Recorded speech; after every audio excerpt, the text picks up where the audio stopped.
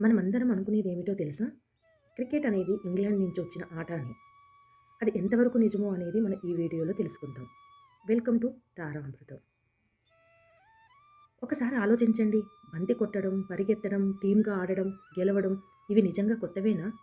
లేక మన యుగాల నుంచే వస్తున్నాయా? ఈరోజు మీకు తెలిసిన క్రికెట్ వెనుక ఉన్న ఒక అద్భుతమైన సత్యం చెప్తాను. త్రేతాయుగం, ద్వాపరయుగం ఈ యుగాలలో మనుషులు ప్రకృతికి దగ్గరగా, శక్తివంతంగా జీవించేవాళ్ళు. ఆటలంటే వాళ్ళకు వినోదం మాత్రమే కాదు, శరీరాన్ని, మనసును శక్తివంతం చేసే సాధన. అప్పుడున్న ఆటల్లో ఒక కామన్ విషయం ఏమిటంటే బంతి, దాన్ని కొట్టడం, పరిగెత్తడం అంతే. చిన్నప్పుడు శ్రీకృష్ణుడు తన స్నేహితులతో కలిసి బంతితో ఆడేవాడని కథలు చెబుతున్నాయి.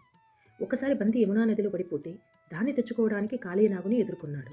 ఇది కేవలం కథ కాదు. ఆ కాలంలో బంతితో ఆడే ఆటలున్నాయని సూచన. మహాభారతంలో కూడా అంతే. పిల్లలు బంతి ఆడిన కథలు ఉన్నాయి. ఒకసారి వారి బంతి బావిలో పడిపోతుంది.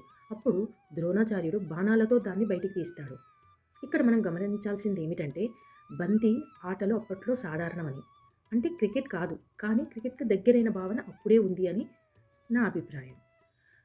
ఇప్పటికీ మన గ్రామాల్లో పిల్లలు చెక్క ముక్కతో, రబ్బరు బంతితో ఆడతారు. అది చూస్తే క్రికెట్ కాదా అనిపిస్తుంది. నిజం చెప్పాలంటే మన హృదయంలో ఉన్న ఆట కాలం మారినా రూపం మాత్రమే మారింది. మనం ఆడుతున్న క్రికెట్ మాత్రం ఇంగ్లాండ్‌లో 16వ శతాబ్దంలో ప్రారంభమైంది. బ్రిటిష్ వాళ్ళు ఇండియాకు తీసుకొచ్చారు. కానీ వాళ్ళు తీసుకొచ్చింది ఆట రూపం మాత్రమే.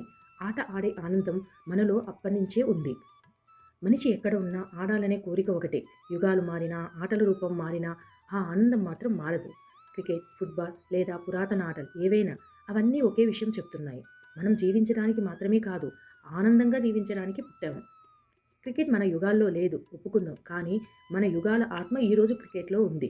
ఆట మారింది, కానీ మన ఆనందం ఎప్పటికీ మారలేదు. మీకు కూడా చిన్నప్పుడు ఆడిన ఆటలు గుర్తొస్తే ఒక్కసారి కామెంట్‌లో చెప్పండి.